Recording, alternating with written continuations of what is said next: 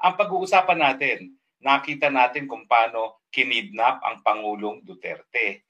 Meron bang pananagutan ng mga kapulisan, mga miyembro ng gabinete at ang presidente mismo nung sapilitan nilang pinadala ang ating presidente sa The Hague?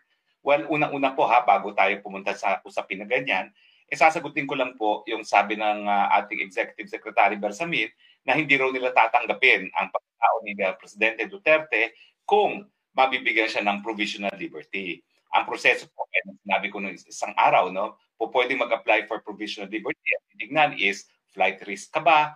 Anong krimen ikaw ang nasasakdal? Ano yung mga kondisyones? At kung may capacity ka ba para manakot ng mga testigo? Tapos ang susunod na tanong, saan? Kapag pwedeng sa Netherlands, pero siyempre kung sa Netherlands, bakit pa sila hihingi ng provisional liberty? Narito na sila. Bagamat, siyempre, ganito ang hawla yung tinatawag nating Hilton Prison. Pero, hindi nakapagtataka po ang sinabi ni E.S. Bersamin. Kaya nga nila kinidnap at pinadala sa The Hague dahil ayaw nila nasa Pilipinas sa Presidente Duterte dahil kasama si Vice President Duterte, siya ay napakalaking tinik sa kanilang kagustuhan na magkaroon na naman ng Marcos Forever Part 2. So hindi rin po kami nagtataka, ES, na talagang hindi nyo patatanggapin ang pagkatao ni Presidente Duterte. Pero sa tingin ko, hindi rin kayo patatawarin ng taong bayan. 80 anyos na gusto na lang mamahinga at mamatay sa kanyang sariling bayan, pinagkakait nyo pa.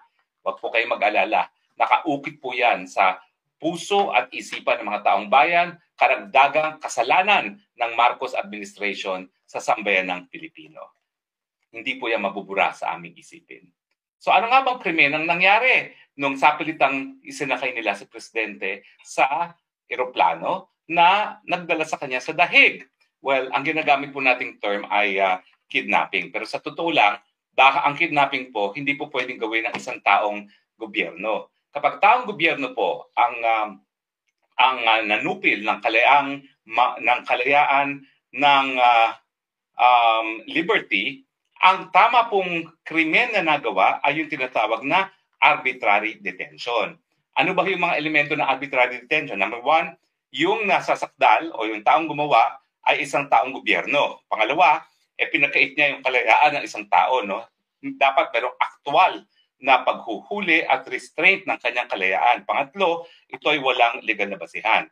So tignan natin kung nandyan ba yung mga elemento. Una-una, taong gobyerno ba lahat ng gabinete at ang presidente na nagkonsyabahan, conspiracy na ipagkait ang kalayaan ng dating presidente Rodrigo Roa Duterte? Ang sagot, oo.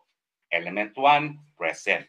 Element 2, nagkaroon ba ng aktual na pagdedetene kay Presidente Duterte? Well, nakita naman natin sa video, tinanong nga ni Presidente doon sa Villamor, ako ba'y under arrest? Opo. Anong dahilan? Hindi nila naman pinakita yung warrant of arrest ng ICC. Pero ang sinasabi nila, Interpol, ICC.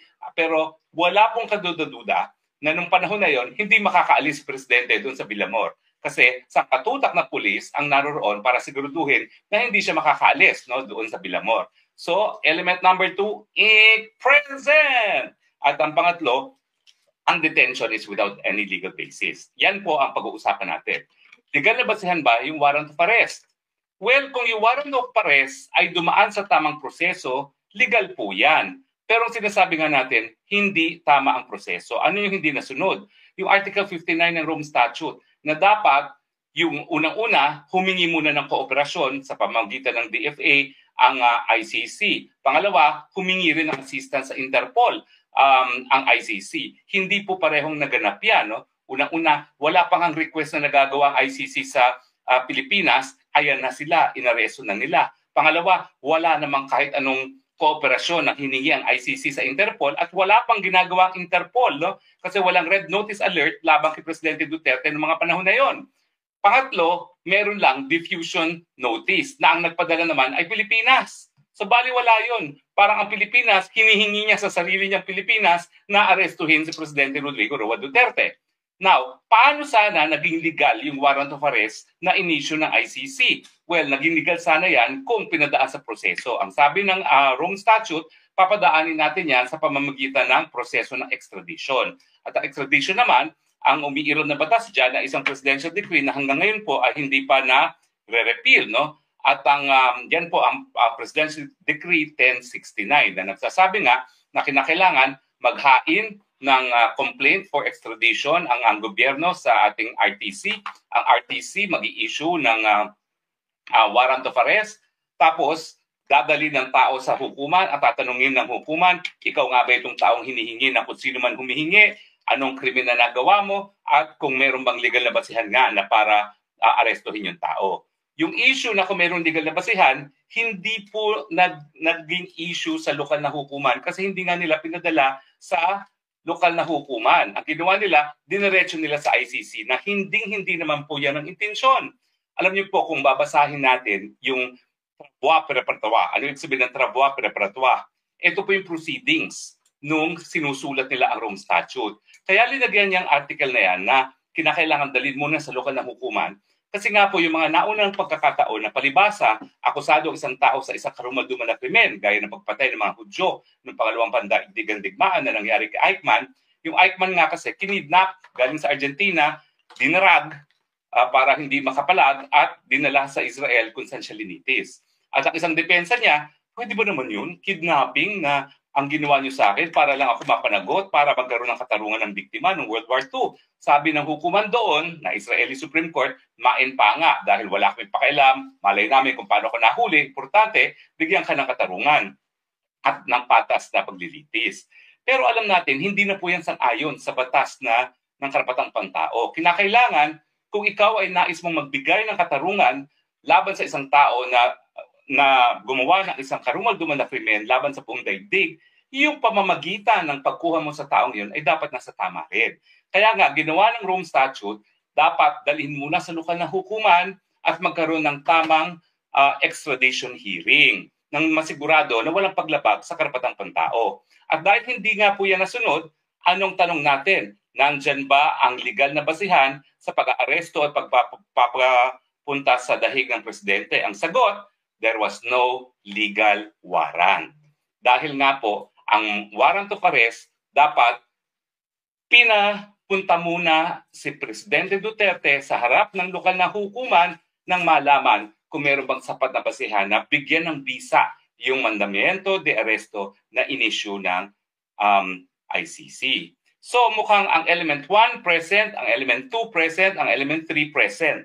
So talagang ito pong kaso laban sa mga taong gobyerno na nanghuli kay Presidente at nagpadala sa dahig ay ang kasong arbitrary detention. Ang tanong, paano yung pagpapadala sa ICC? Kasi alam natin na mayroong international crime na extraordinary rendition. Well, sa Amerika nga, di po yan illegal eh. Sinasabi ng Amerika, may karapatan sila na yung mga kalaban ng gobyerno, mga risk to national security, pwede nilang dalhin dun sa mga lugar-lugar na pwede silang matorture kasi pinagbabawal ang torture sa Amerika. Yan yung sinasabi nilang extraordinary rendition. Ito po, malinaw na kidnapping. Kasi kinuha yung tao, ang nagdala dito sa Hague ay mga taong gobyerno pa rin, kasama yung mga pulis na sakay ng eroplano at saka linagay sa hukuman. Ang tanong, paano yung mga tao ng ICC? Hindi ba sila conspiracy rin? Well, ang sagot po dyan, sang-ayon sa ating batas Pilipinas, kung matapos masabihan ang mga maestrado dito sa ICC kung paano nakuha ang pagkatao ni Presidente Duterte at nagpilit sila na ituloy ang proceedings, ang aking posisyon, pati mga maestrado po pwedeng maliti sa Pilipinas. Dahil sila ay magkakaroon na ng konsabahan, conspiracy na ipagkait ang kalayaan ni Presidente Duterte. Bagamat ang pamamaraan nga na nakuha yung kanyang jurisdiction sa kanyang pagkatao ay illegal through kidnapping. Pero sa ngayon, di ba natin alam? Kasi sigurado naman ako, ilalabas yung issue ng pagiging illegal ng paghuli sa kanya at titignan natin kung anong sagot ng mga maestrado. Totoo po na meron talagang provision sa Rome Statute na merong immunity yung mga opisyalis ng hukuman.